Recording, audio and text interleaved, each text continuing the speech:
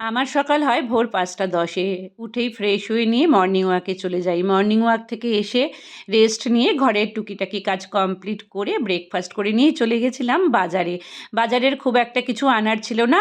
আজকে খালি মাছ আর বাচ্চার জন্য শাক আনতে গেছিলাম। বাচ্চা মানে আমার একটা ছোট্ট খরগোশ আছে। ও কিন্তু খুব কিউট। আজকে বাজারে গিয়ে ভীষণ খুশি হয়ে গেছি। কেন বলো তো? অনেক ধরনের মাছ পেয়েছি।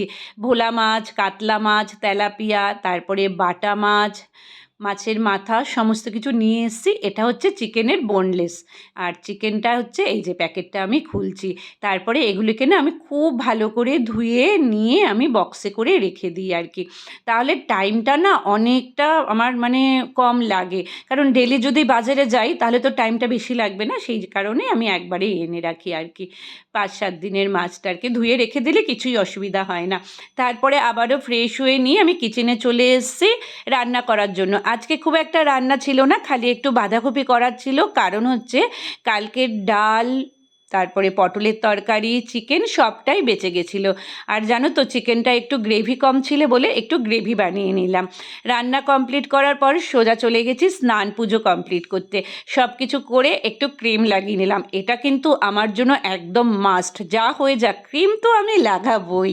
তারপরে চলে এসেছি লাঞ্চে, এই যে গরম সাদা ভাত, বাঁধাকপির তরকারি, আলু পটলের তরকারি, চিংড়ি মাছ দিয়ে ডাল, চিকেন, তারপরে একটু স্যালাড কেটে নিয়েছিলাম। টক দই তো থাকেই। খাওয়া দাওয়া করার পরই বনিকে বললাম আজকে আমরা শপিং যাব, কারণ ওর জয়েনিং চলে আসছে। তো সেই কারণেই শপিংয়ে চলে গেছি। আর দারুণ খেয়েছি জানো তো, মসুর ডালটা আর গন্ধলেবু দিয়ে খেতে এত ভালো লাগে কি বলবো আর কি। এই দেখো তারপরে রেডি হয়ে গেলাম একদম সাজুগুজু করে শপিং। যদিও শপিং আমার ছিল না, বনির ছিল আর কি। যা গিয়ে তারপরে সোজা চলে গেলাম ট্রেন্ডসে। গিয়ে দেখি ট্রেন্ডস শিফট হয়ে গেছে দমদমে। সেই কারণে ট্রেন্ডস থেকে আমরা সোজা চলে এসেছি ম্যাক্সে। সবটাই আমাদের আশেপাশে আর কি, ট্রেন্ডস, ম্যাক্স, প্যান্টালুন্স। তো তারপরে ম্যাক্সে চলে গেলাম। এই যে ম্যাক্সে গিয়ে যখন ভিডিও কন্টিনিউ করছি আর কি, তখন ওখান থেকে একজন লেডি আমাকে বললেন যে এখানে ভিডিও করাটা অ্যালাউ নেই। তো আমি বললাম ঠিক আছে। তো সেই ফাঁক ফুক দিয়ে যাই বলো, একটু তো করবই বলো। সেই কারণে তোমাদের না দেখালে হবে? যেইটুখানি পেরেছি সেইটুখানি ভিডিও করেছি। অ্যাকচুয়ালি বনির সব ফর্মাল কেনাকাটা ছিল। সেই কারণেই এখান থেকে কিছুটা কেনাকাটা করে নিয়ে যাবে, তারপরে যেখানে যাবে বনি সেখান থেকে গিয়ে কেনাকাটা করবে। তো সেই কারণে ফর্মাল প্যান্ট, শার্ট, তারপরে দুটো শর্টস, সক্স, এইগুলো কেনাকাটা হয়েছে। আমার খুব একটা কিছু কিনিনি। এই দেখো বনি শার্ট দেখছে। তো বনি আমাকে বলল মা তুমি একটা তোমার জন্য কিছু নাও অন্তত, এই ওয়ান পিসটা নিয়ে নাও। তো আমি দেখছিলাম, আমার খুব একটা ভালো লাগলো না। এই ধরনেরই না আমার একটা আছে। তো বিল পেমেন্ট করার সময় আমি আরেকটা ওয়ান পিস দেখেছি বাড়িতে পরার জন্য। দেখো এক ব্যাগ শপিং করেছি, সবটাই বনির, খালি একটা আমার।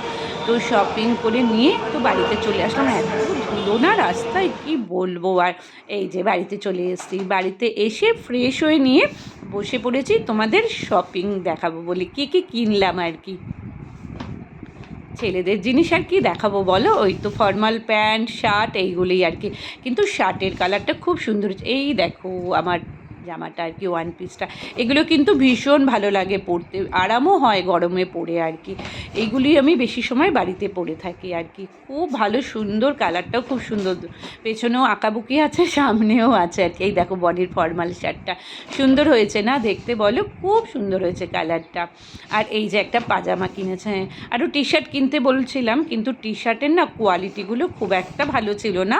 ও বললো না মা আমি অনলাইন থেকে কিনে নেবো। সেই কারণে আর কিনে নিই। সক্স কিনে দিয়েছি আর কি। লাস্টে তোমাদের বিলটা দেখালাম।